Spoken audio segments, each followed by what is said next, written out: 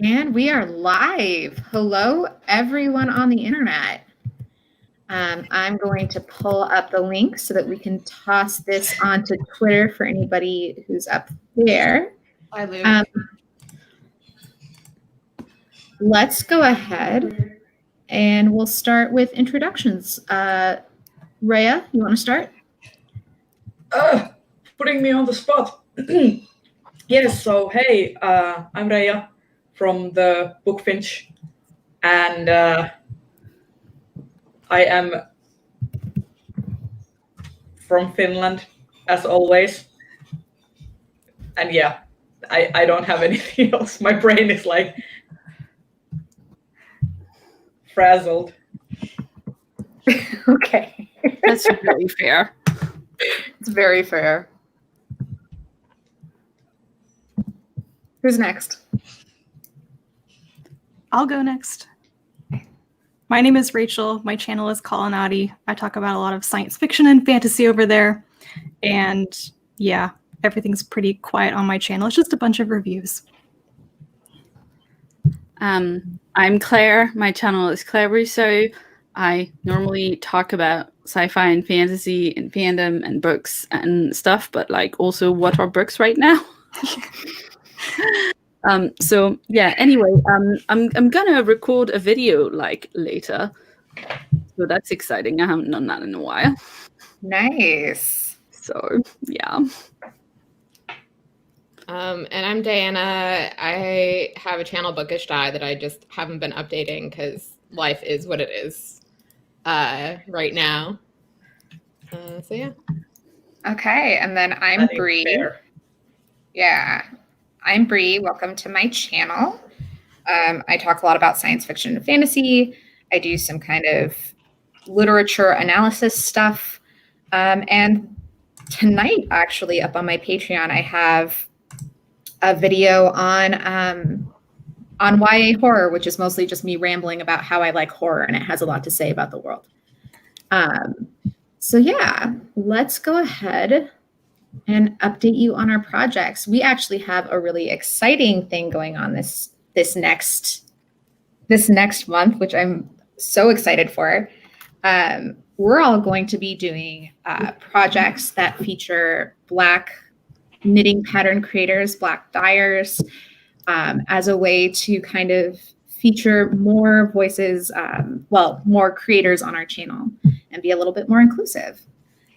So Rachel did most of the pattern research for us because she's amazing. Rachel, you want to tell everybody a little bit about the patterns we've chosen? Yeah, and this is planned to be a make-along for everybody to join in, so please feel free to go ahead and purchase the patterns and join us in July when we're all working on them. So we're going to be doing the Time Vortex Hat for the knitters out there. This is a knitted hat pattern by Lola Johnson, and she's the dyer behind Third Vault Yarns in London. And I think I speak for all of us when I say we love her yarn. Yes. Very, very much. And it turns out she is also a knitwear designer, so we're very excited to see some of her patterns on Ravelry. So that is the Time Vortex Hat. And a quick note on that one, it calls for DK weight yarn, which is confusing because the gauge is fingering weight, not DK weight. So if you are looking for your stash to find things, I think you can probably use like sock yarn for it. And then for the crocheters out there, we're going to be doing the ferns-beanie by Nomad Stitches. And this is a pretty fun like color work crochet pattern. I'm not sure if it's intarsia or something else. I'm not up on my color work terms. But it's a really fun looking pattern with an interesting crochet technique that looks a bit like knitting. And I'm really excited to do that one because I've wanted to try one of the Nomad Stitches patterns for a long time now. Yeah, they look so good, and I'm super excited about the ferns-beanie because it looks so much like knitwear. It blew my mind. I thought that we'd added it to the list as a knitwear selection, and it looks so good. I am adding, by the way, the Ravelry links for anybody who's going to be joining us first in the chat, and then I'll add them to the description once this is posted. And I think also like you can do both, or you can do either. Like just use your own discretion on how you want to participate, because this is supposed to be like fun and inclusive. So yeah. Yep. Well, it has been a crazy month. What's everyone got going on? I don't know. I've got that going on. There's so many things happening in the world right now, but I'm not doing anything because I'm still basically in lockdown mode, not going out, not going anywhere, not doing much of anything. I mean, Yes, same. But yeah. I also I could- live in a very like small Midwestern community where like nothing's really happening where I'm living. I'm just watching the rest of the world right now. I am currently knitting the scarf that I've been knitting since forever, that I am not going to be talking about which fandom it is, Yes, I because see. it is giving me a hard time. I've used so much energy and hours to this project, so I can't quit now, but also I don't feel the happiness anymore, if you know what I mean. Right, but like also, just because the author is terrible doesn't mean that the thing, like the joy that the thing gives you is valid. And also, Dan Rad said that your feelings are valid and belong to you. So Yes, he did say that, and I appreciate him for it. He is a joy and a treasure of a person. One of my friends does a play on his name, or Dan Rad is a Rad Dan. yeah, that's true. That's correct and accurate. But like, yeah, well, I've been dealing with my feelings about this particular thing by I've been listening to a queer Harry Potter podcast that like queers the text even more. And it's nice because the other queer podcasts analyzing that fandom that I had, I have now listened to several times through. Now I'm making more, so now I've got a new one that they shouted out on their Twitter. So I'm now listening to The Gaily Prophet, and I have to say that I'm fucking stunned that they started this in January 2019 and nobody had used the URL or the name The Gaily Prophet for making it. That's Wow, freaking amazing. That is a name. It's very fun. It's very, very good and very fun. And basically, also, like how literary analysis podcasts, like sometimes some are more academic and sometimes no. This one, they're rereading, and it's hosted by two queer witches, I think is how they identify. They talk a lot about the shit that doesn't make any sense and how child protection should be all over in that business. So it's quite, I don't know, like well, first of all, I trust them because I've seen their Twitter and their reaction on Twitter to like, what's been happening. But also like just from the first episode and them talking about how child protection should have taken Harry away from the Dursleys within 5 minutes, I'm just like, oh, I trust you 100%. Realistically, anyway. Yeah, think about all of the like neighbors, like I don't know if I'm just living in like, especially in the suburbs, there's always someone who is like making it their business to know what is going on in everyone's house. I mean, that's literally something that they do. We are told that that's a thing, So it's like, I don't know. It's just... Anyway, it's a joy. It's a joy, and it's been, I always need to have a podcast going on when I'm doing things. And it's nice to have something new like that. So, I mean, I've been reading Wolfstar fan fiction.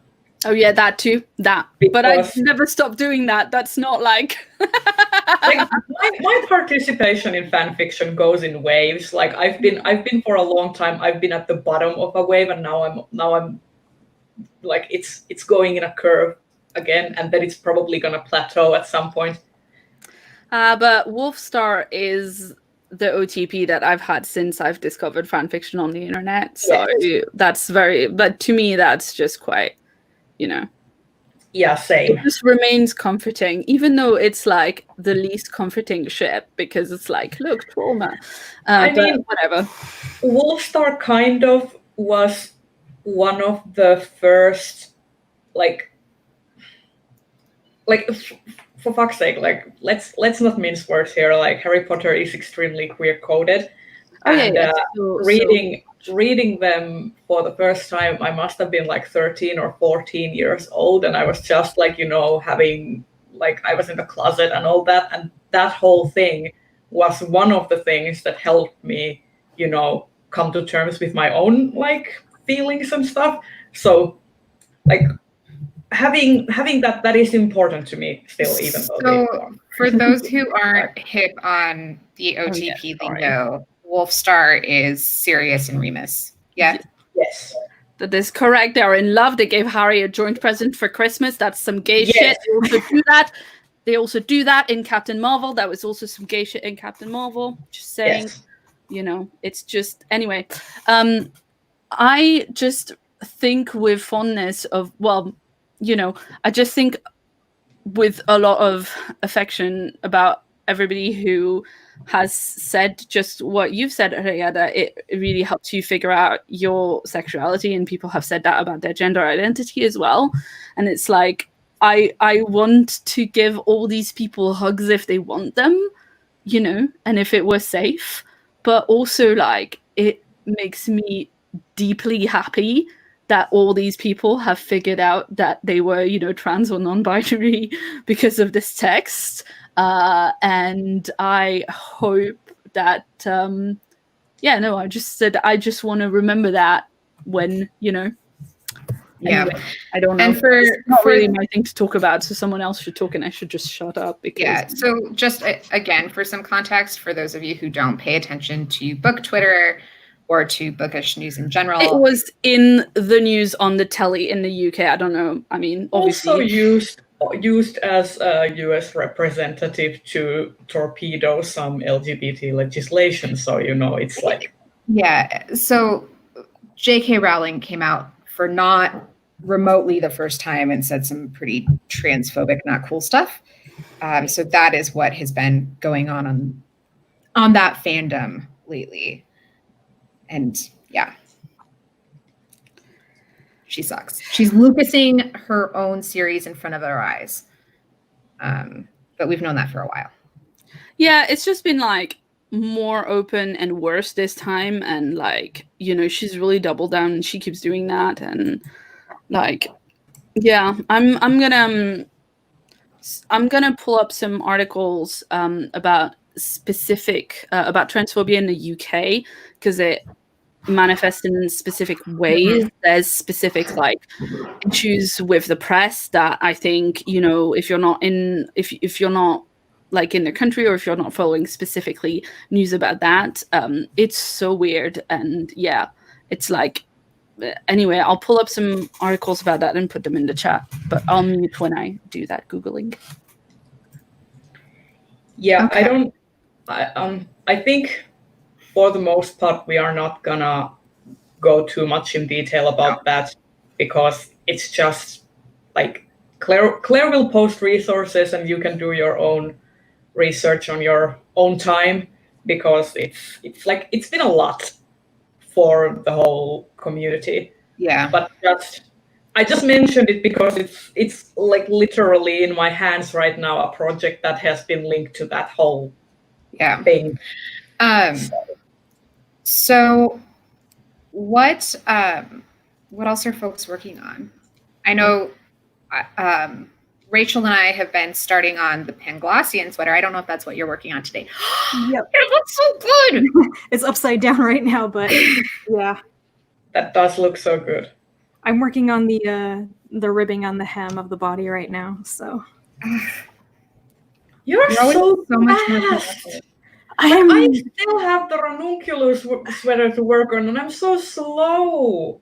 I've But not at the been same- super fast on this project. Plus, I had to rip out 3 whole inches of it a couple of days ago and had to reknit all Well, of it. So. To be fair, I also had to rip out the ranunculus like 4 times, so Yeah. that has slowed me down exponentially. So Yeah.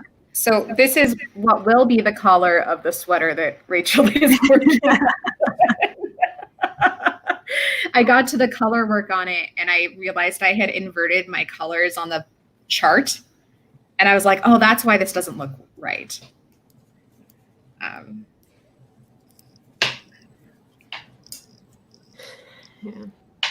I'm still working on my book blanket. I am still like 2 rows behind. But yeah, this is books 21 through 30. Nice. I do like the look of that. It's really cool. Yeah. The texture. I love the texture. Yeah. I think once I finish this row, I'm going to start stitching the rows that I have together because I've been weaving in the ends like once I finish a row, but I think starting assembling the blanket as I go along will make it easier on me. So I'm working on the same cardigan, but last time the pattern wanted me to do some math. Consequently, it's exactly at the same point as last time because I didn't do any math. So I've got to figure that out. Yeah. So I love it. It still looks so cool, though. Good. I'm just so impressed by the cabling. I mean, I love looking at other people's cabling. I don't personally love cabling. yeah. Just making that clear.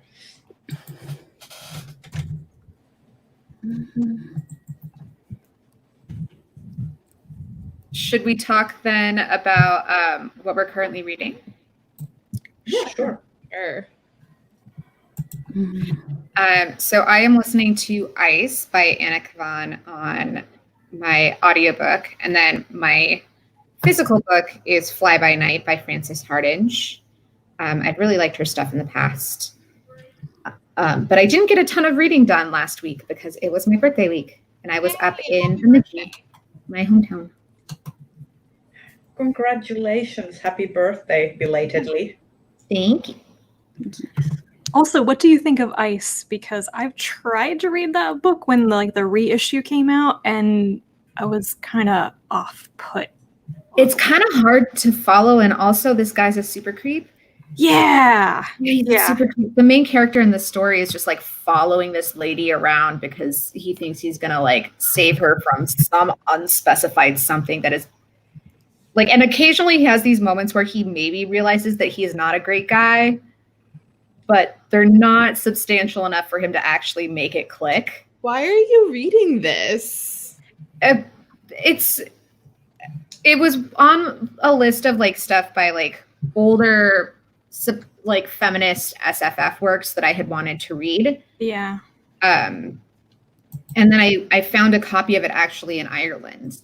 And so I've been holding onto the copy waiting to read it. Who is it by? Anna Kavan.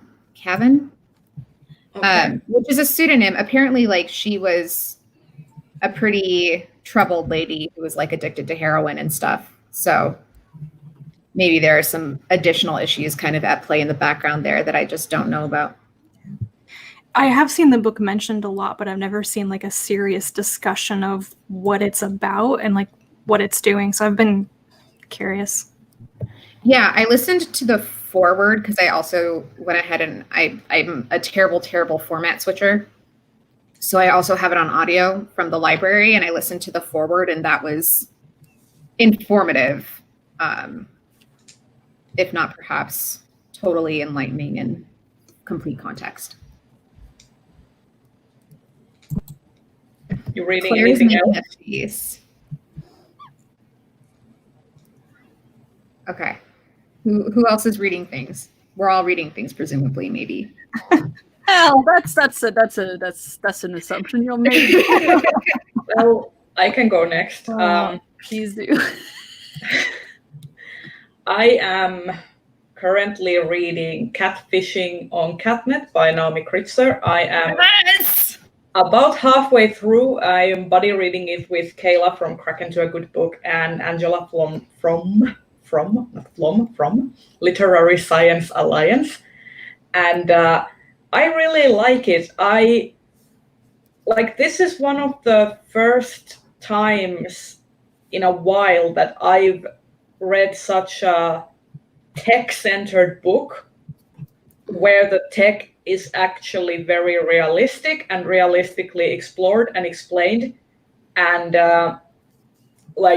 it actually feels like it was written by someone who knows their shit, and it's not just like, this is how AI works maybe, but it actually looks into how AI actually works. So I really like that. Speaking from a professional level, it's been really tantalizing to read it, and also from a pure enjoyment level, I think it's been really good. I've just really been enjoying it, and I've also on the side I've been reading White Rage, which I still have, and Shannon, don't be mad at me. I know you're in the chat. I'm buddy reading it with Shannon, and I still have one chapter left because I've been too angry to continue on with it, because every single chapter I'm screaming into a pillow and be like, no, it can't be like this. And it just keeps getting worse. So I'm trying to get that done tomorrow at the latest. And then the last thing that I am currently reading is this.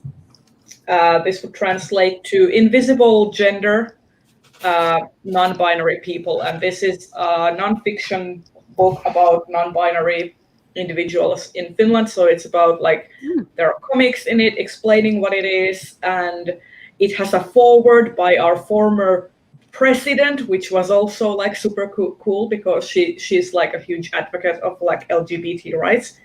And basically each chapter is about a different non-binary individual telling their experience of transitioning and gender identity in Finland specifically. So I think that's been a really nice read. Yeah, so there. Cool. I've been listening to the Rokosigan books, so I am through Winter Fair Gifts, and Katrin is great, and I love her. So I've been doing that. Finally read, there we go, Queen's Peril by E.K. Johnston, and it's basically Phantom Menace prequel set during it, and it's so good. It's basically, if you were a Handmaiden fan, this is the book for you. It's all about how the Handmaidens got together, and then it's also a bit set during the Phantom Menace, and that part, it reads very fanficky, but in a good way, and you can tell that E.K. Johnston understand, at least for me, understands how to retell something, but by showing the bits that we don't see. Mm. So yeah, it was really good. And then I was reading a book about the World of Faith Fellowship, but I just could not deal with that, and I'm just returning. That sounds creepy. What is that? It's basically a cult. Okay. Yeah, it's a cult that's headquartered in North Carolina, and yeah, I got a little bit into it, and then I was just not in the right mental space. That's fair. Yeah. Yeah, I've been reading a lot of fic, and honestly, even that I've not been reading as much as usual. Just my brain's been all over the place, and yeah, I've bought a lot of books, so that's that's a substitute for anyway. I think what I'm gonna do, because I'm supposed to not be tomorrow is my second weekend day this weekend, so even though it's a Monday, and I am supposed to take the day off. I'm gonna end up having to do some editing for Genre-wise because I took the entire day writing it instead of half the day writing it, like I'd planned. But I think if I can finish that, and if I can not spend a whole day on that, I think tomorrow what I'm going to do to try and kick my reading slump, is start Get Alive, Chloe Brown, which I have the audiobook. That's by Talia Hibbert, and I have the audiobook, and it's read by Adra Hando, who is my favorite audiobook narrator and also played Martha's mom on Doctor Who, and I love her. She's so good. So What's Get Alive, Chloe Brown? It's a romance. Yeah, that I also want to read. I'm waiting for the sequel. Take a hint, Danny Brown. Yeah, it has fake dating. I'm very excited. Fake dating, yeah. Well, and then there's like another one. It's about 3 sisters, so there's going to be 3. But I just, first of all, for me, romance works really well when I'm, not feeling the greatest. Yeah. And also, this is something that like I've heard from loads and loads of people that it was really, really good. And yeah, this the main girl, Chloe Brown, in it is chronically ill, and she is like basically like comes up with a list of stuff to like have I more. think she has like fibromyalgia. Oh, if I'm not mistaken, which is also one of the reasons why I want to read it, for that chronic pain representation. So yeah, and I mean, there's a lot of other things. I've bought so many audiobooks that Audible sent me a message that was like, hey, do you want to like switch to yearly and get a discount so you can get all those credits straight away? And I was like, well, no, I don't, because now I've clicked buy 3 new credit twice. So, the fuck? So yeah, anyway. This, by the way, the last week in the UK, there was this initiative to buy books by Black authors and in Black-owned bookstores. I mean, in general, just keep doing that, but specifically last week to kind of try and push the needle on like bestsellers by Black authors, because publishing is super white in general, but in particular in the UK, it's like very, very, very, very not representative. There's so few books that are written by people of color or Black people in the UK, and like Rennie Eddo-Lodge, who wrote Why I No Longer Speak to White People About Race. She became the first Black person to top the UK charts, and it's 2020. Whoa, So I did not know that. it's really bad. So anyway, I've bought a lot of books, and it's I mean, I listened to All Boys Aren't Blue by George M. Johnson in a single day. Checked out. Yeah, it is on script. It just like it came out on script as an audio. At least. Yeah, I saved it on script as well. And I listened to it in one sitting. During one day. I was just like soaking in the words, and then after that I ordered a physical copy. Yeah, because it was that good, and I want to annotate it and underline things, and would highly recommend.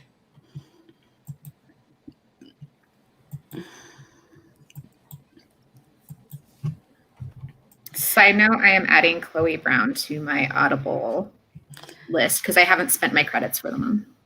Do you get 2? I get 2, yeah. And Zach and I normally split them, which means that I get them, and the rare occasion that he wants a book on Audible, he gets to use the credit. So I wasn't on Audible for a long time, like at least 6 months. I Pardon me. discontinued my Audible subscription because I had Script, and then I listened to the Love Sugar Magic books. The first 2 weren't Script, but since the last one came out this year, it wasn't. And because I wanted to know what happens, I caved and I renewed my Audible subscription just to get that book. Speaking of, bookish, where we get our books, bookish websites and stuff. Storygraph. Does Rachel want to tell us first what she's reading? Oh, I'm sorry, Rachel. I didn't mean to. I was just listening to you talk about the other thing. I am in the middle of Six Moon Dance by Sherry S. Tepper, which I'm buddy reading with Joe, who's in the chat. And thankfully, this is a good Tepper novel. We did not enjoy the previous one. It's very difficult to describe, though, because it's one of those Tepper plots where she introduces a crap ton of characters that are all doing their own thing, and it'll take about 400 pages before the storylines actually connect. But it's been very interesting. And I've also just started reading Come Tumbling Down by Shauna Maguire, which is the latest Wayward Children novella. And I should probably go back and reread Every Heart a Doorway at this point, because the subsequent novellas keep referring back to characters and events from that story. And it's been 5 years since I read it. Has it been that long? I think it came out. It's been one a year, though. Yeah. They've come out in January, one a year. Yeah. Wow. And this is number 5. Yeah. Yeah. Yeah, they just announced the next one. Yeah.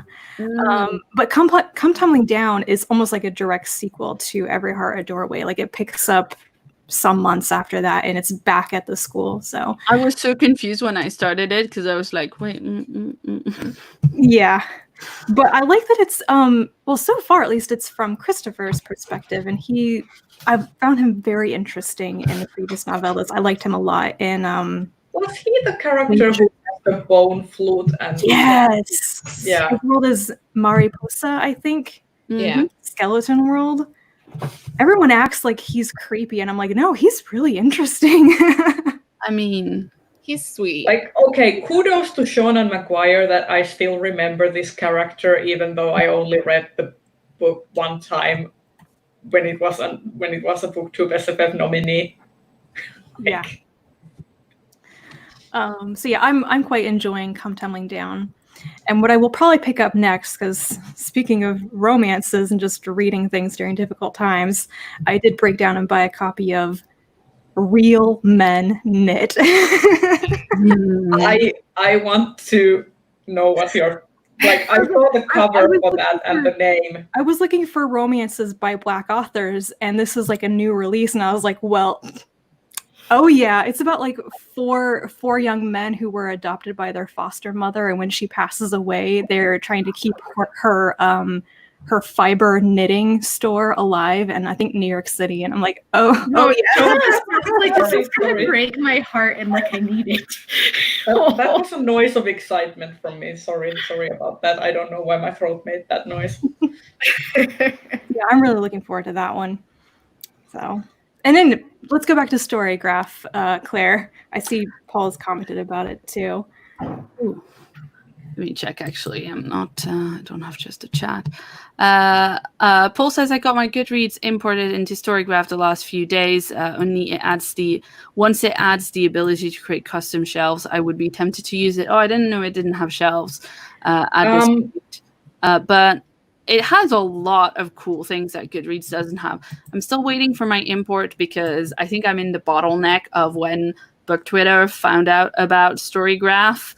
It sounds like they got super overwhelmed, and it's a manual process. You have to understand that it's a project that is currently run by 2 people, and because they don't have the database capacity of Goodreads, they most likely need to, when they are importing the stuff, they most likely need to add into the database the books that are not already in their prior to the import. So that is why it is taking time.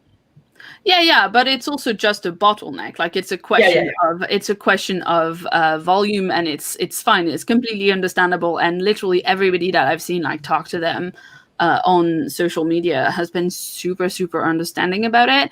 And it's like, you know, they have been very transparent, but it's like something like 8 days ago they were celebrating 1,000 users and now they're at 1,600, you know, or something like 16,000. Yeah, I don't recall exactly, but anyway, it's they already said that like they needed to up the server capacity. But yeah, they said basically, I think today on Twitter or yesterday, that they think they've broken through like the bottleneck of on doing the Goodreads import. So hopefully it won't be like much longer. And yeah, hopefully if people start, you know, I mean, hopefully it keeps being really good for them. Like you know, anything that wasn't Amazon, I'd already want them to succeed at doing a Goodreads.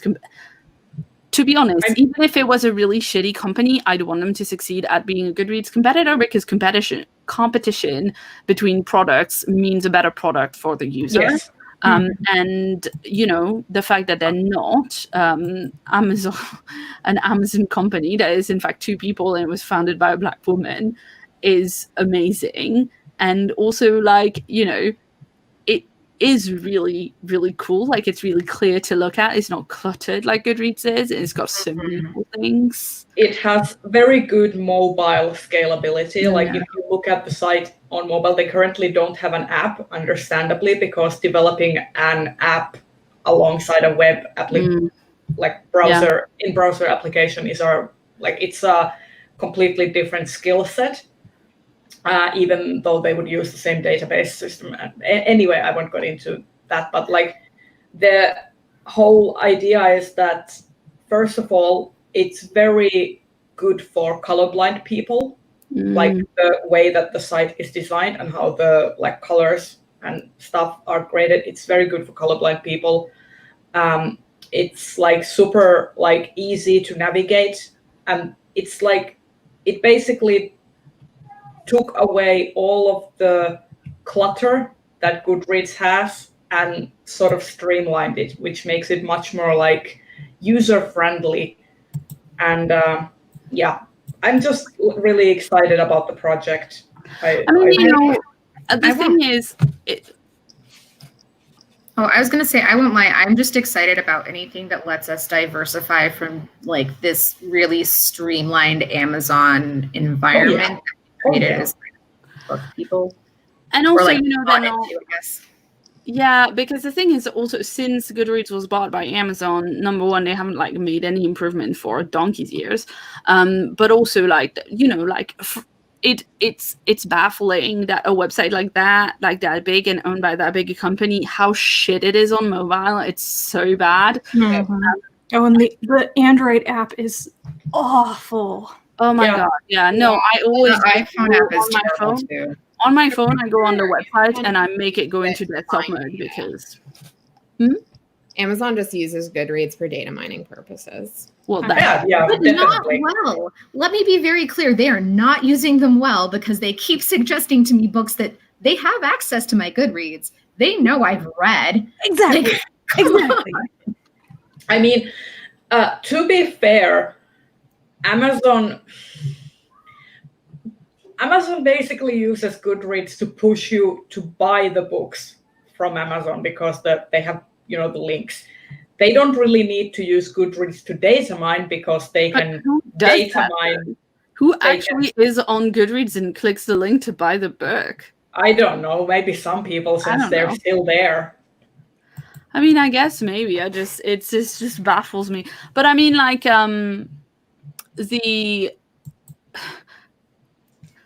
what I find interesting about Storygraph, when you look at it, is you look at it and you're like, ooh, who is this beneficial for? You know? And it does really seem like it's actually doing stuff that readers want. I mean, I really loved the survey.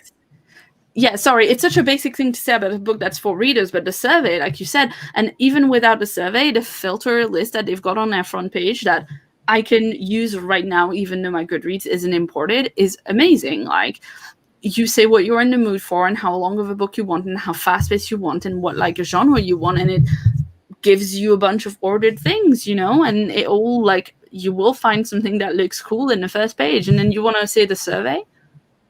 Yeah, like you can fill out a survey where you fill out like what you like in books, like certain like do you like for example Black authors, speculative fiction, LGBT themes, and then you can like put in like check boxes like what are some things that you are definitely not interested in and stuff, and then they like currently there's a little bit of a bottleneck, but they are trying to get it so that in 24 hours they review your survey, and then you will have custom recommendations of books based on the survey you filled. And I got mine, and I have to say that it's pretty darn accurate. Like, oh, nice. Some of the books I have already read, and they were like one of my favorites. Like, that my import hasn't finished yet, but there were like Ancillary Justice 5th season were in there, and I was like, yeah, makes sense. I love those books, and like I already found some that I've been like I didn't even know about. So I'm like really curious how I'm gonna like those. Right now those are paused.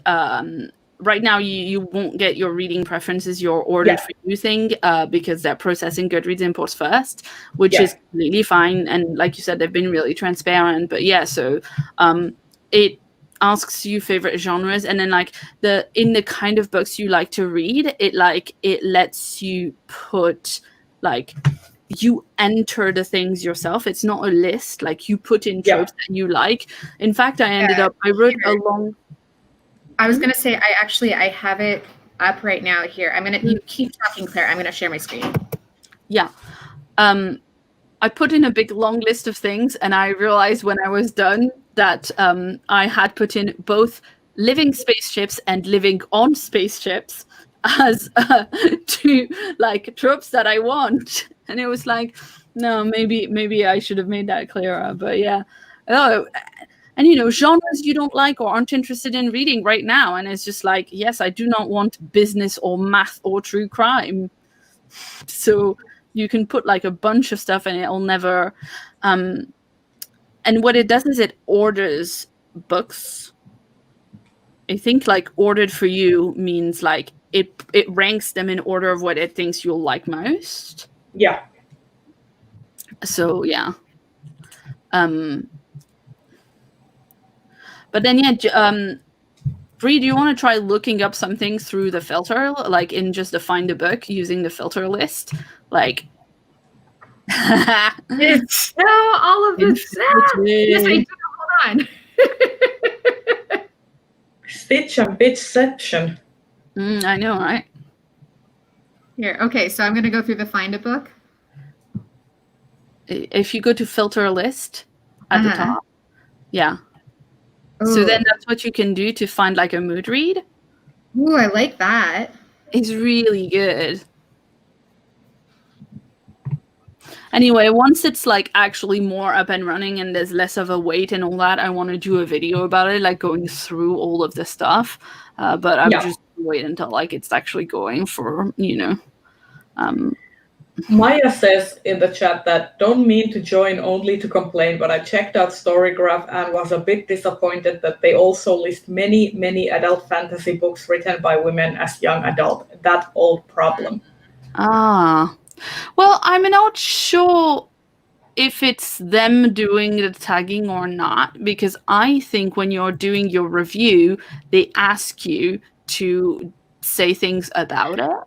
They also might do their basic tagging based on Library of Congress categories on the back, which isn't them. That's what the publisher lists it as. I would be very interested to like know and maybe ask them about it. Like, how do they do like bring that concern into their attention, because they've been really good about taking in like critique and like actually like putting like there are already changes to the site that weren't there when I joined that have been added based on community support. You have to understand the site is in beta, like early beta development. So this is the time to actually critique and analyze your user experience and let them know how you would wish it to be changed, because it is in development. I will say the thing that blew my mind about it is that if you go to the reading challenges section at the top and you click that, you go to any reading challenge. I'm looking at the Book Riot 2020 Read Harder Challenge, right? The prompt for that, I've always looked at the prompt for it and gone like, you know, because they've been doing it for ages. And I've always gone to and been like, oh, I mean, you know, there's not really a book that's going to interest me that's like, you know, a mystery where the victim's not a woman, not because I want women to be killed in mysteries, but because I just don't read mysteries. And then the thing that's amazing about Storygraph is you click on the prompt and it shows you a list of books that are tagged for that prompt. Oh, nice. I know. Oh. And then boom, it's like a memory called Empire. It's got a mystery, but it's a man that's dead. I'm like, that does fit. I would have never really cool. thought of it. I am like, you know, the database nerd in me is so psyched about this whole project. Like, I'm just looking at it, like going like, ooh, what is the tagging system? Ooh, how does the infrastructure work? Like, I'm just like, like I had a dream about it the other night where I was just like, you know, like dreaming about their I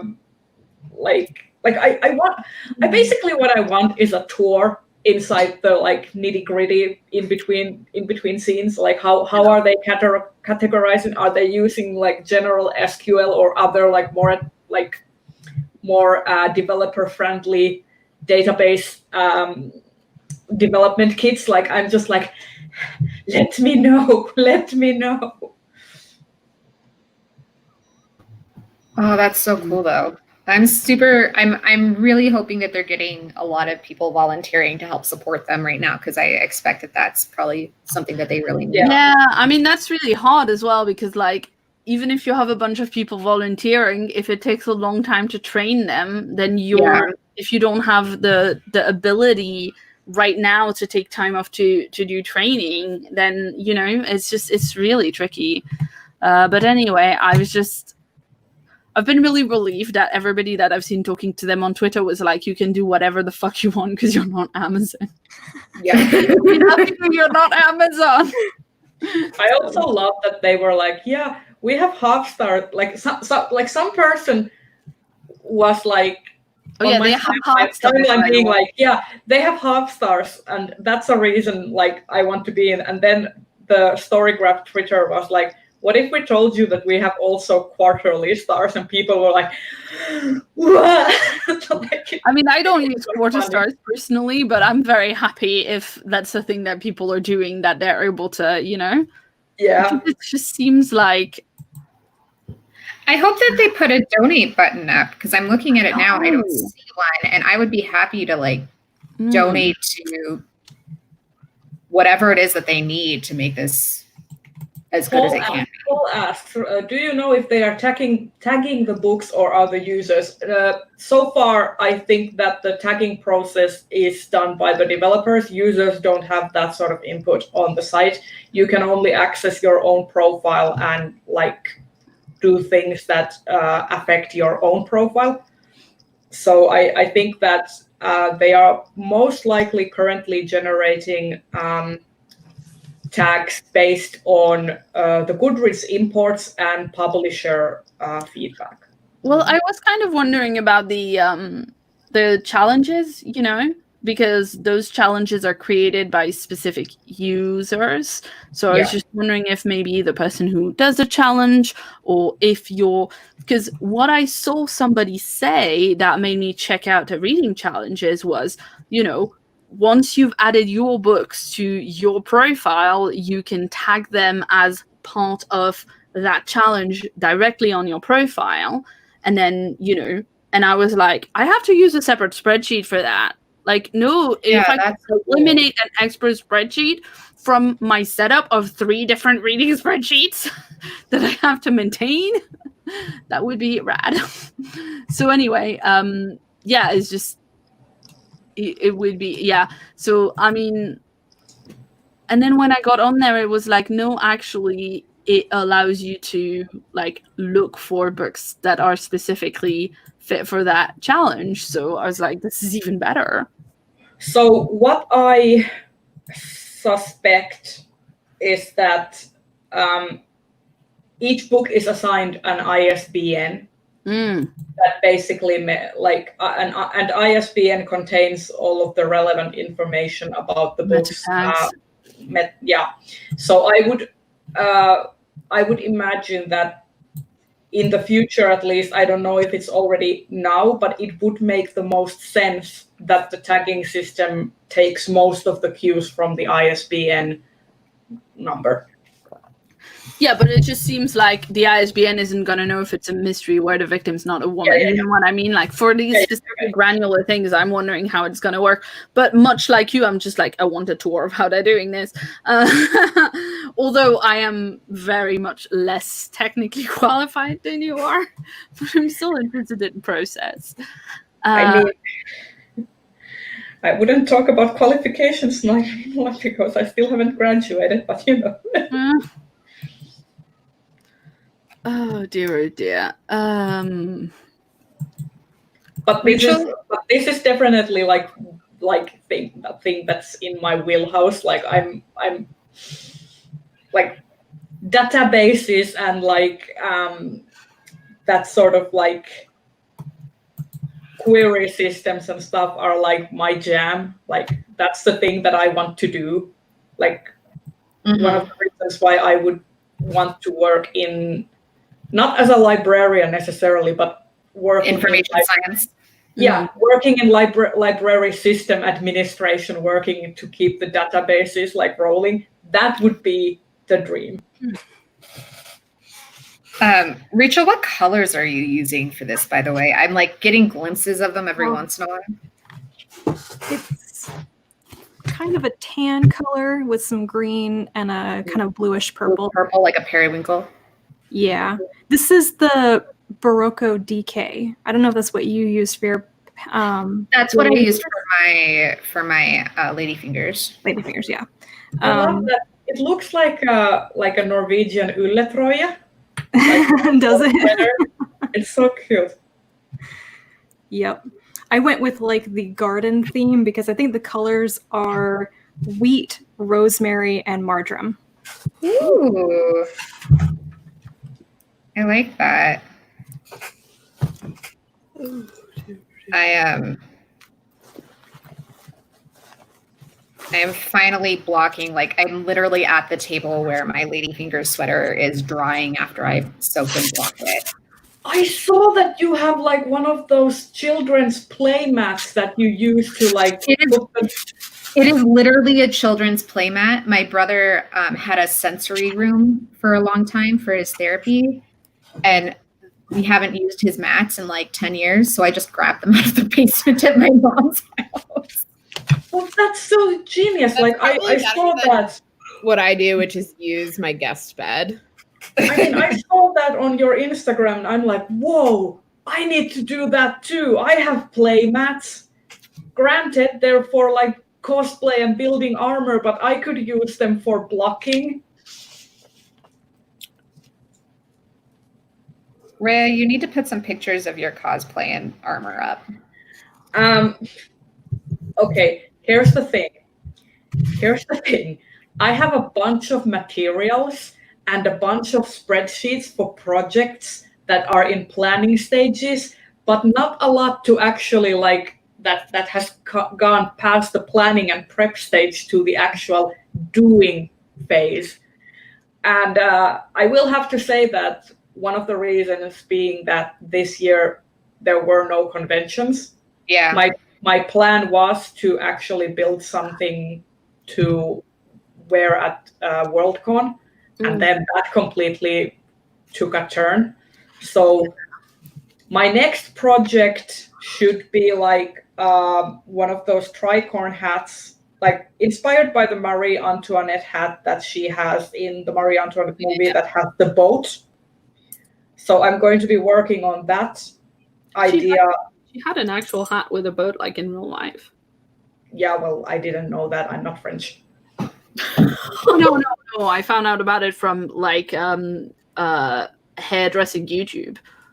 Oh, recreate shit like that. Next year there is a Lolita fashion convention that's being hosted in a neighboring city, so I'm going to be going there, and it's like the theme is like queens and regalia, so I'm going to be trying to construct a sort of Rococo inspired dress and a tricorn hat that has the actual boat. But the thing is that I want to have a small like smoke machine in there, and also like so and lights, so that it lights up and has like animations. Oh, that would be and possibly glow in the dark like things on paint on the sails, so that if I go to the after party, it will turn into a pirate ship, like a ghost ship. Nice. That's very cool. That's like a plan. I will say, watching all of the costuming YouTubers has been getting me through quarantine. Same.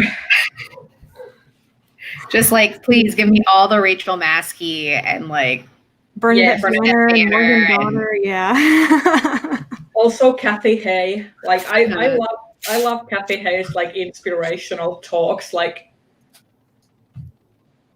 just yeah.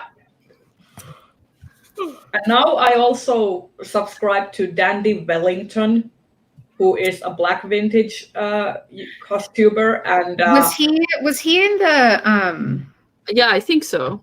yeah, he the was Rachel Maskey in Rachel Maxey's video, and he does some really cool stuff as well, and he does like music videos because he plays in a jazz band and stuff, and I'm like, yes, thank you. I am very into that type of content right now. Do we have any like media updates that anybody's heard that's worth talking about? Animorphs are getting a movie. Animorphs are getting a movie? I'm so excited. I am so that amazed. Scholastic is working with a production company to do a movie. And like, I do think Animorphs would work better as a TV show, but I'm still really excited because the old TV series is really bad. And I love Animorphs a lot. And I really hope they don't tone down how really fucking dark it is. I have to text my boyfriend this because he was literally talking the other day about how when are they going to do an Animorphs movie, because we were talking about the Power Rangers movie, which I was pleasantly surprised with. I'm also one of those people who's like easily pleased by nostalgia bait. I mean, if there's going to be an Animorphs movie, I am going to watch it.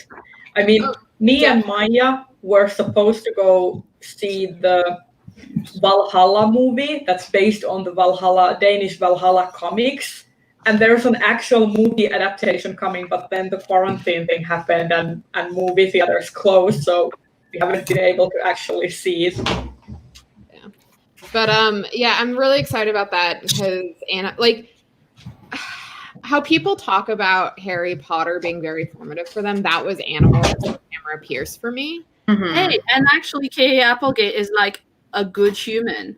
Yeah, her husband, Michael Grant, less so, but Kay Applegate's great. And yeah, I really love those books. And like the last book in the series, like still kind of fucks me up every now and then when I think about it. Well, I mean, like in a good, like. No, I know. Oh, sorry. It was, I'm really happy for you that your thing is still good. Yeah. Wait, you mean wars have lasting consequences on the people who fight them, especially when they're child soldiers? What? Really? You mean relationships that happen in wartime don't always last? You must be mistaken. I think you'll find that they have to marry their high school sweethearts. You mean that how it also? works. You mean that crushes and first relationships don't always work out? It's not What about a that. novel concept! Yeah, someone. This podcast I was listening to earlier also pointed out that they have children really, really early in those books, and I was like, oh yeah. Hey, no one was teaching sex ed in those James classes. and Lily were like 19 when I Harry. know, right? It's just like, yeah. Anyway, I'm trying to think what other media. That's the one that I'm most excited about. I need to look up if they've officially rescheduled what date they've officially rescheduled the Green Knight for. They haven't. This makes me so sad. I want the Green Knight so I follow bad. enough people who are like A24. Give us a release date. I mean, Because I showed my partner the trailer and was like, would this interest you? Would you want to go and see it? And they were like, yeah. I mean, So I'm like waiting. Dev Patel as Gawain the Knight is like everything I didn't know I wanted, and also all of the sexy I didn't know could happen. I mean, I will take Dev Patel in anything except Zuko in Last Airbender. But Yeah, I mean, talk about that movie. people have started casting Dev Patel as the hot star that he fucking is. Yeah, I mean, And I'm so here for it. It looks so dang good. Yes, I do love it when like people embrace their like that broody heartthrob side with that like dark angsty kind of like good looks and not the polished. okay, but like I know the like broody angst and whatever, but like in David Copperfield, he's not, because it's a very funny movie, but also period costuming. That's my entire argument. Wait, how did we get into David Copperfield? Sorry? How did we get into David Copperfield? Oh, because he's in David Copperfield. Plays David Copperfield, and he's in The only David Copperfield adaptation I've ever seen was the animated movie adaptation where they were all cats. Well, I mean, that's valid. It's also the most Raya thing that you've said today. Yeah, no, that's fair. However, the new David Copperfield adaptation is by...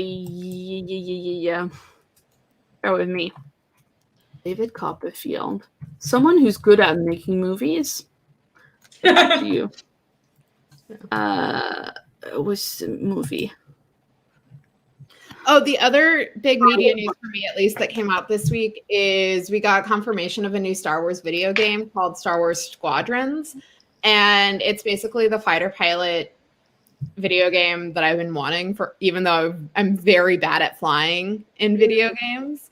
And you can customize your pilots on both the Rebel and Imperial side. And then you can also have multiplayer where you and your friends form fighter squadrons. We can get back to games because there's a lot of good games news as well. But The Personal History of David Copperfield is by Armando Iannucci, who is very, very, very good at making funny movies. And also it has Gwendolyn Christie being an absolute fucking arsehole in it. And it's very good. I think I need to see it. Oh, I think I have a very Armando idea. Iannucci is at a point of his career where he's done enough that's fucking amazing that he can just be like, movie? And like, people flock. Like, this movie has Dev Patel, Peter Capaldi, Hugh Laurie, Tilda Swinton, Ben Whishaw, Gwendolyn Christie. That's not... How have I never heard of this before? Like, it's good.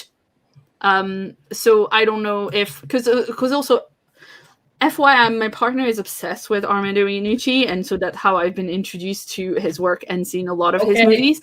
He's the person who made. Never heard of this person.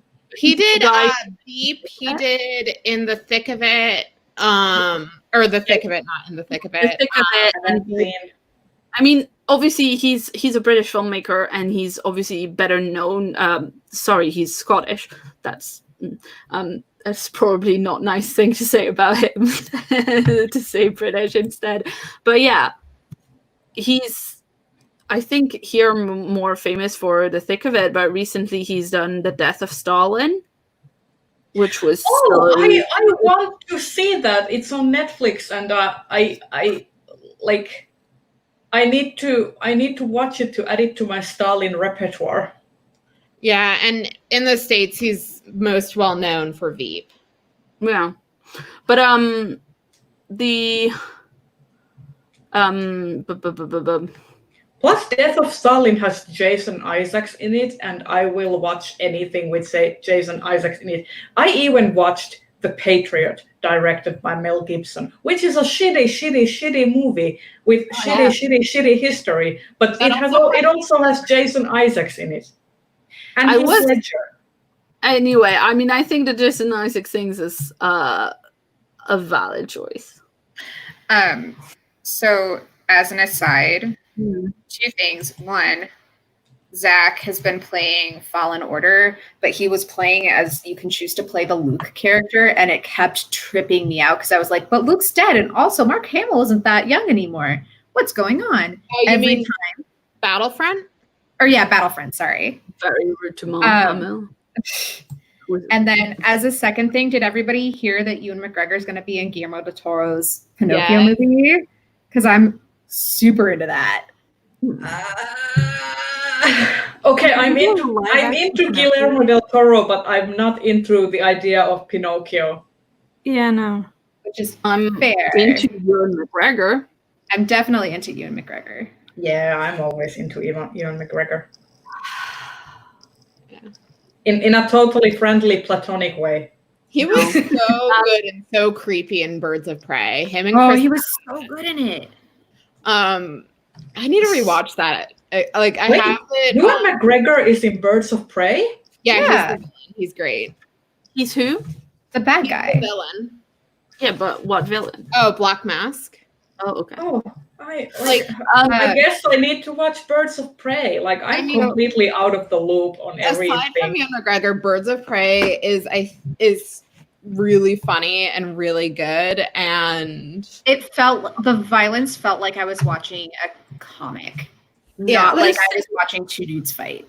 Yeah, and like the violent, like what Bree said, and also like there's this one scene where in the hands of a lesser director, it would have been really gross and exploitive, where they're beating up Harley, but you don't actually see it happen. She just kind of has this weird, like, mental checkout, and you get this really funny, like, dance number to Diamonds Are a Girl's Best Friend.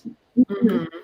And so it's like that type of directing, and I want Kathy Yan to have like so many other movies because she did such a good job with this one. It's so weird. Sorry, no, I was going to say that we didn't end up seeing it, but that's also because like I'm not really into DC. But then we started recently watching the animated DC's Harley Quinn, which is really very good. So yeah, and like aside from briefly recapping a bit what happens in Suicide Squad, it's not super and being set in Gotham, it's not like super connected to the other DC movies. And I think what really helps is that with a lot of superhero movies, there's the idea that you need to go big and have this world-ending battle, and kind of like the Ant-Man movies, which I also really liked. This one is much more localized, and it's not like an end of the world thing. It's we need to team up so we can make it out of this night alive. Yeah. I mean, I keep saying that, well, I haven't seen any of this. How will I have the time? While also watching Beastars for the 5th time. So, I have no excuse. It's a legitimate choice to like spend your time with something is comforting and safe right now.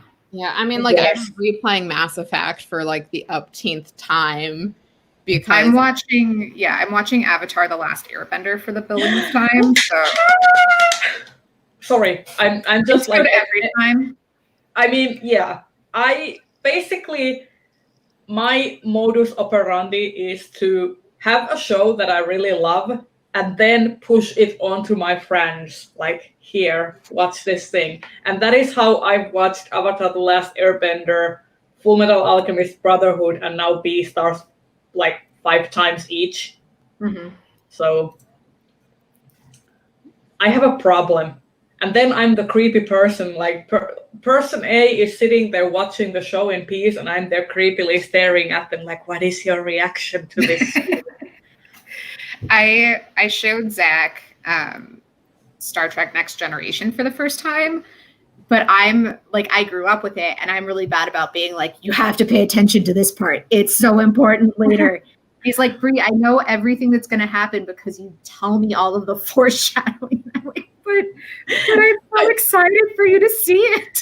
I mean, me and Walt started watching the new Fruits Basket animated series, and I found out that it's the first time they're ever watching consuming the series in any form, and I've been like, well, like, Fruits Basket was my high school like manga of choice. Same. it's so good. It's so good. Yeah. In French, the phrase we use for that is "this ain't making us feel any younger." I really want to rewatch Battlestar Galactica, but I don't know where it's streaming, and it turns out my sister has one of my DVDs that I just. Well, so the thing is like, I like knew it was missing. I didn't know where it was, and I've forgotten that she had borrowed my DVDs when we were living together to rewatch it. Oh yeah. And so like, it wasn't malicious. It was just we both forgot that it was in the computer that she only uses to Sure. watch DVDs.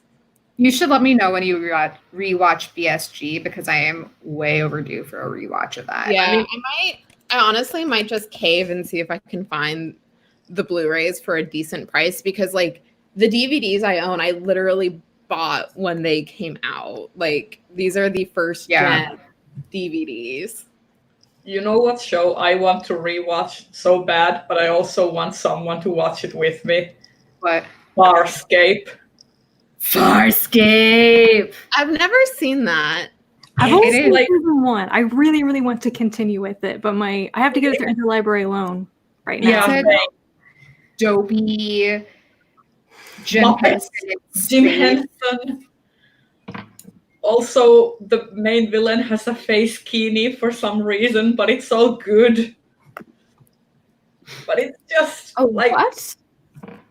a face kini, like a bikini, but on the face.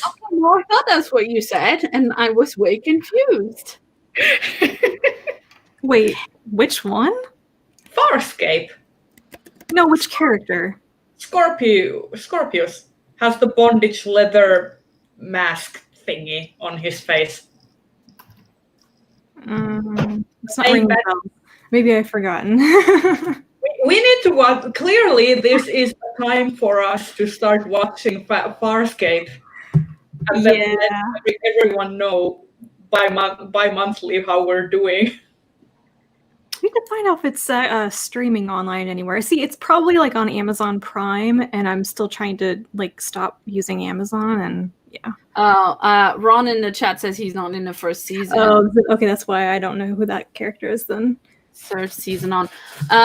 Yeah, the one thing that I forgot to say in media that's a new thing from last time is there was a new Sims 4 pack. So I've watched a lot of Sims 4 content on the YouTube. Is it a newer pack than the Magical School expansion? Yes.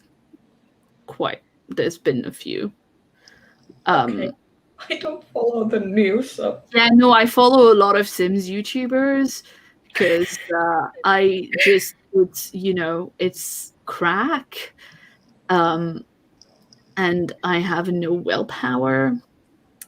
So yeah, there's this They've been getting better at pack integration, like the packs working better together. So this one is called Eco Lifestyle, and it's got this thing where like the neighborhood in The Sims can get like more or less, like they can get more industrial, and then they sorry about that. They can get more industrial and get like smog and stuff, or they can get more eco-friendly, and then there's like I don't know, more sunshine or whatever. And then you can like make your own. They have like solar panels now and like a dew collector, so you can get your own water. You can live without being connected to the electricity grid, so that like you have to, you know, try and find some stuff there. And it works really well with like tiny living, because there's ladders now, so we can make tiny houses with ladders. It works really well with seasons. Oh, and now there's like dumpster diving in The Sims. It's a bit bonkers. It sounds like they're trying to prepare the real world for something like. Yeah.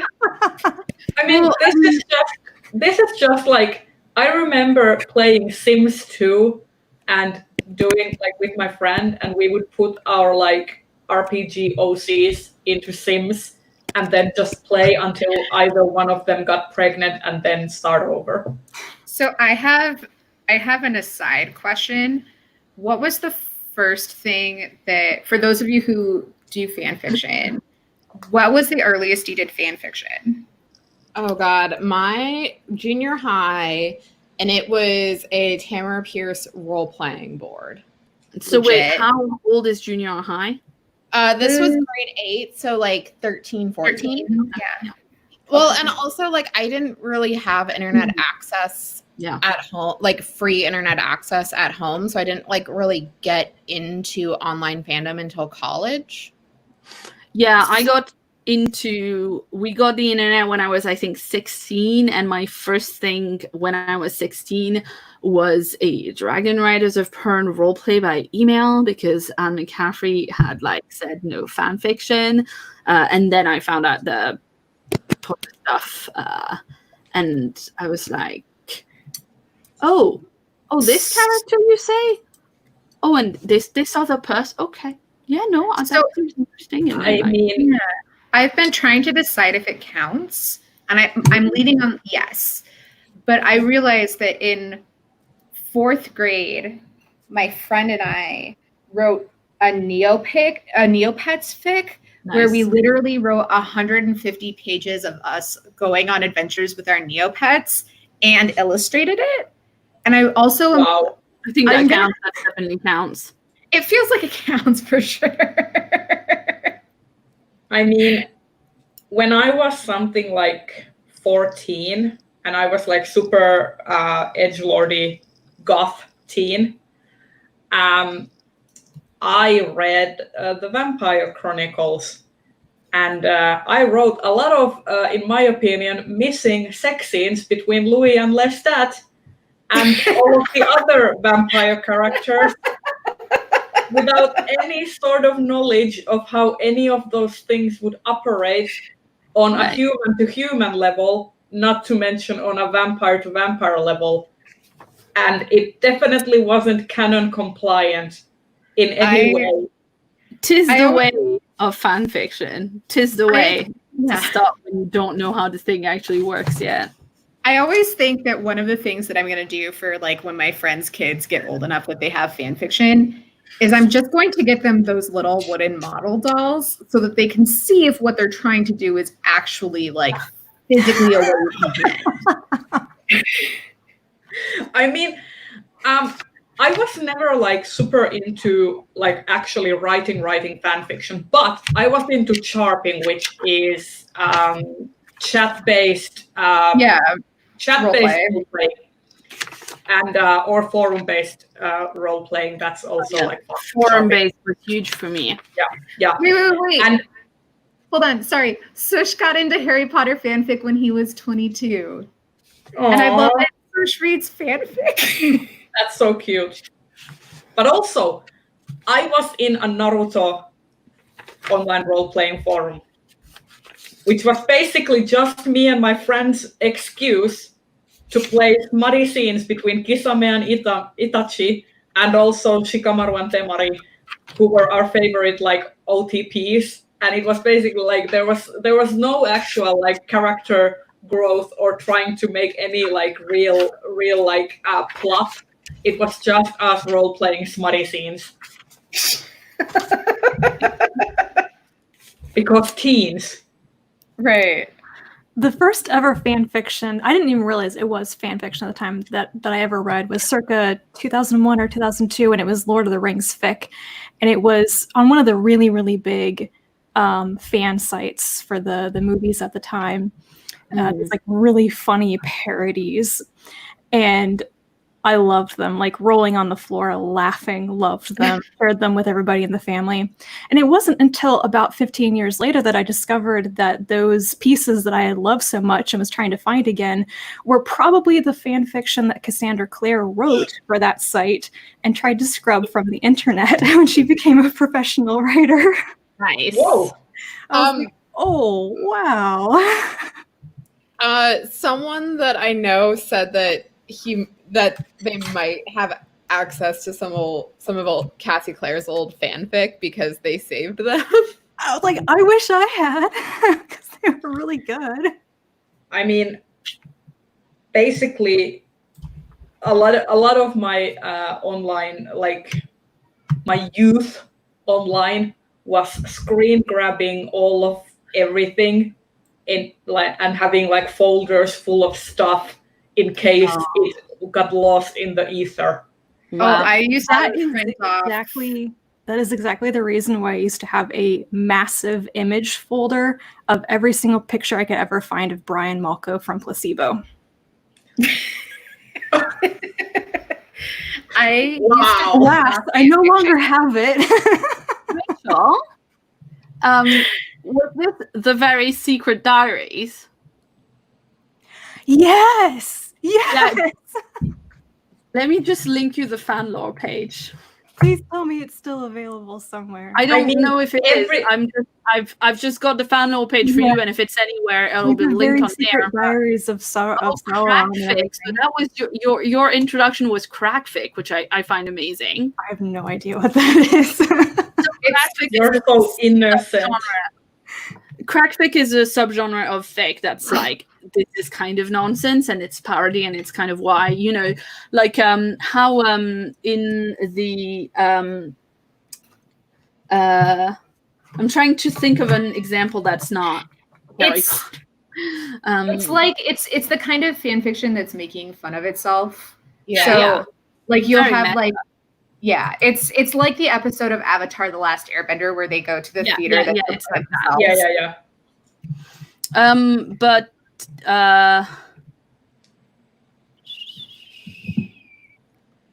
it's like when you have it's like when you have there's that Supernatural one where it's like one of the boys from Supernatural and Pi, because they apparently talk about Pi in the show a lot, and it's like shipping him and Pi, and that's like you take that and then you take it seriously. Pi as in the number pi, or pi as in the Like As an actual pie. Actual pie that you One of the eat. characters, Dean, is like very into pie. I haven't seen Supernatural in like 10 years at this point, and I still Pie remember. is good. I'm on I wonder his if side. that's a weird, almost like a weird reference to Twin Peaks. That also the cherry sounds like pie. a weird reference to American Pie. Yeah, That's the only type of like pie shipping that I can. because American Pie is delicious, and then they try and do it on Great British Bake Off, and then Paul is super, super snooty about it, and then they make key lime pie but use regular limes instead of key limes, Key which lime. is a completely different taste.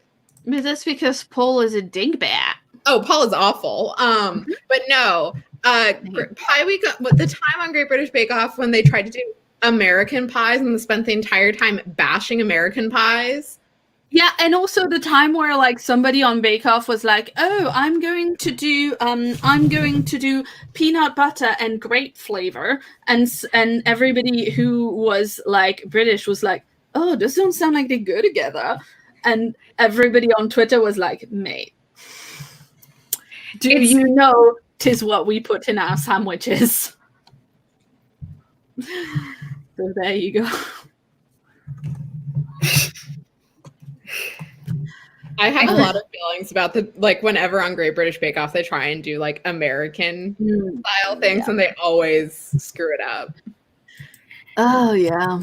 Well, I think it's kind of funny. Like at the very least, like the gap between what we do goes both ways. yeah. It's true. Yeah, it's interesting because like there are certain things that we take. Like I'm just gonna use cheesecake as the other one because like I'm used to cheesecake with like graham cracker crust and like all that, and theirs is like, oh, we use this pastry shell and everything. I'm like, but why would you use a pastry shell for cheesecake? Every My recipe I've seen favorite- was digestive spaced. My Which is- favorite cheesecakes are the Japanese cheesecakes. They are the fluffiest, most delicious cheesecakes ever. Which reminds me that I probably need to make some at some point. Also, Japanese pancakes I with keep the watching. meringue. Yeah, I keep watching the Cooking Trees cheesecake videos, and I'm like, that's not American cheesecake, but I really want one, and I'm not a good enough baker to make one myself. But I want to try it. Anyway, do you remember Kim Joy from Bake Off? Like, I don't know, last year or a couple of years ago, she has a YouTube channel now. Ooh, She does? She is super cute. I'll put it in a private chat, and I think Brie, you can link it because I don't think I can link stuff on your channel. Yeah. This whole thing makes me super mad that none of these shows are syndicated in Finland or streamed anywhere, and I'm like so out of the loop. Everyone talks about the Great British Bake Off, and I'm here like, yay! That sure is a nice thing you have out there in the world. I've been watching Parts Unknown recently because it's been on HBO Max, and like I've just been missing Anthony Bourdain a lot the last few weeks.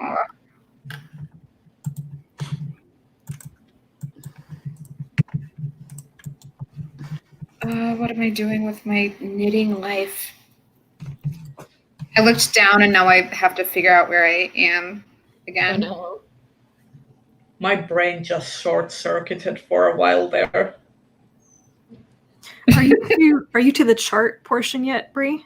Oh, I'm just doing the increase row right before the chart. Ah. I've made it through the first 5 rows of the chart before, and then I realized that I had inverted my colors, so it wasn't looking right. And I was like, oh no, self, what did you do? Here's the thing. This is completely out of topic. Volt went to the store and I asked them, could you please bring me chocolate? And this is the chocolate I got. And I'm like, this is a single bar.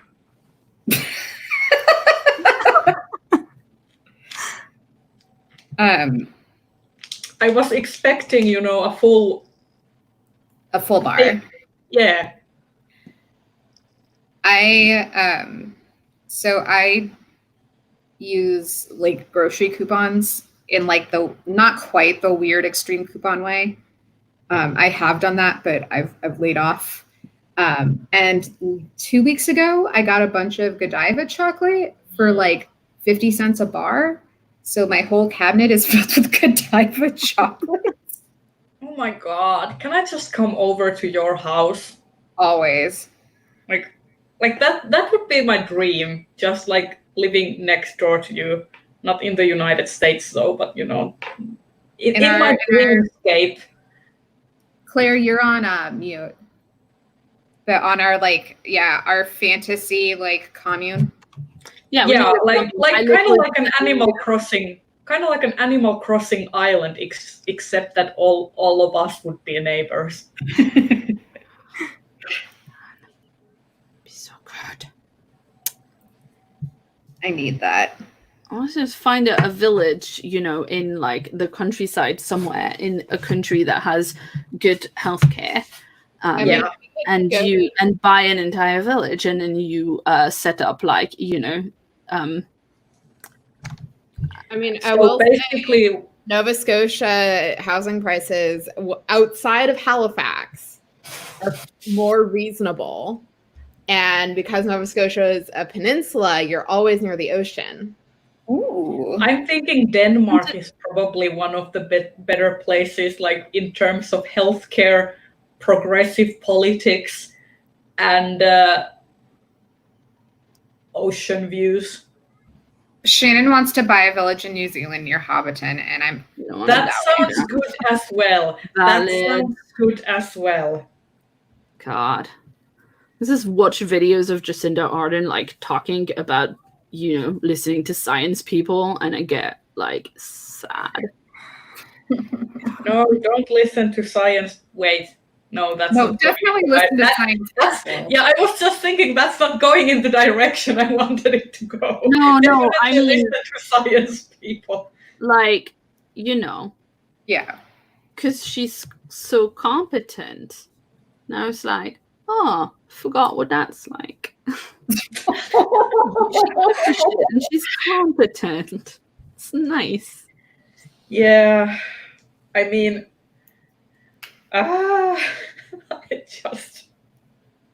speaking of competence, I feel like I want to shout out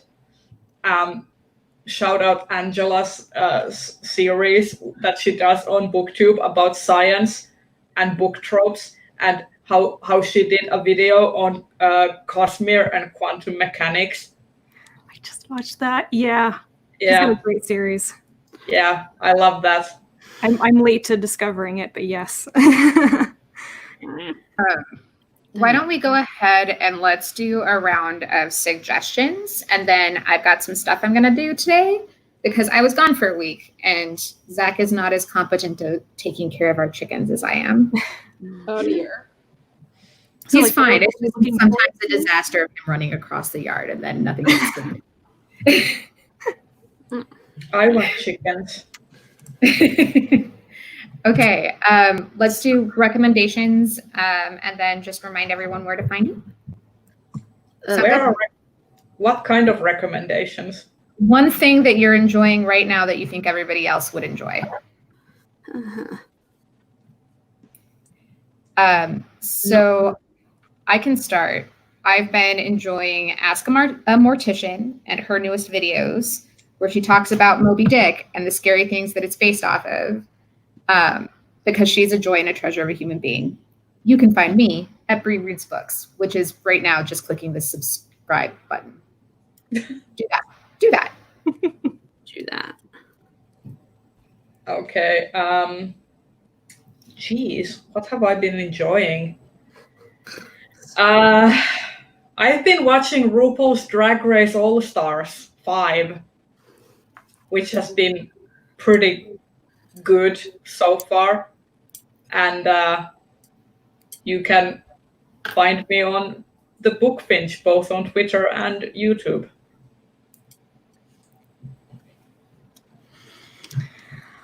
Trying to think of what I should recommend. I mean, the thing I have been most obsessed with over the past 3 months is watching back episodes of Time Team, because really nice, gentle British archaeologists getting excited about Anglo-Saxon pottery is very soothing, guys. Also, there are 20 years worth of episodes. Wow. I'm going to go with that. Treasure. But also, if you haven't already checked out Dark on Netflix, the third and final season is coming out, I think, on the 26th. And I love that show so much. It is the best, time travel twisty show I've ever watched. And it's really great. It's also German. And I watch it with the subtitles because I can actually understand some of what they're saying in German. Oh, that's actually good. I need to brush up my German. Yep. And you can find me as Colonati everywhere on YouTube and the social medias and all that. Mine isn't so much what I have been enjoying, but what I will be enjoying starting next week. Nashua Women's Soccer League is back. It's the first pro sports league in the US to come back. All games are going to be streamed on CBS All Access in the States, and then Twitch if you're international. So if you got CBS All Access for Star Trek, keep it so you can watch some great soccer. I'm very excited. I've missed soccer. And hopefully my team doesn't suck this year. Which team are we rooting for? Di, which team are we rooting for? I'm rooting for the Washington Spirit. They're my team. We had some rough years after Jim Kabara imploded the team, but we're doing better. We're doing good. Okay. I don't really know what to recommend that I'm like enjoying right now, aside from things that I've already mentioned, like Sims 4 YouTubers. I especially like the English Simmer. Molly's really fun, and she's just posted a list of most used mods for Pride that I haven't seen yet, but I'm excited to look at them. And then the podcast that I've been listening to is called The Gaily Prophet, and it's really fun. And yeah, apart from that, if anybody wasn't there last month when I blew everybody's minds by revealing that there is such a thing as the Great British Sewing Bee, that's a thing that exists and you should look up if you can access it somehow. It's still very good. Spelling? Sewing. Okay, I thought you said sewing, but we normally do spelling bees here. Yeah, but I mean, I guess that's why. I mean, we don't like a pun. Yeah. No, well, I'm gonna look it up. I don't know if a sewing bee is a thing apart from that thing Yeah, in particular. But yeah, anyway. Real things. Yep. Oh, okay. Yeah, no, it's really fun, and the final is next Wednesday. So that's still ongoing for a little bit, and yeah, you can find me at Claire Russo, which is probably in the description. It is. Everybody's channels are in the description. Go and check it out. There's also a playlist of all of our other Stitch and Bitches. So Yep, and don't forget we will be doing our make-alongs in July. Yes. mm-hmm. And the links to those patterns will be in the description a little bit later as well. Yep, I'll also be adding a list of a link to a list of Black indie yarn dyers, if that strikes your fancy. Yep. Oh, we should dig up the Ravelry bundle as well, the BIPOC. Yeah. That is a fantastic resource if you're looking for patterns by BIPOC designers. Okay. Also, next month we will be on Claire's channel. Yes. That's the thing. Thank you. Thank you, Rhea. Sorry, I'm a little bit out of it, everybody. But It's okay. All right, everybody. Thank you for joining us. All right. Bye. Bye. Bye bye. Bye.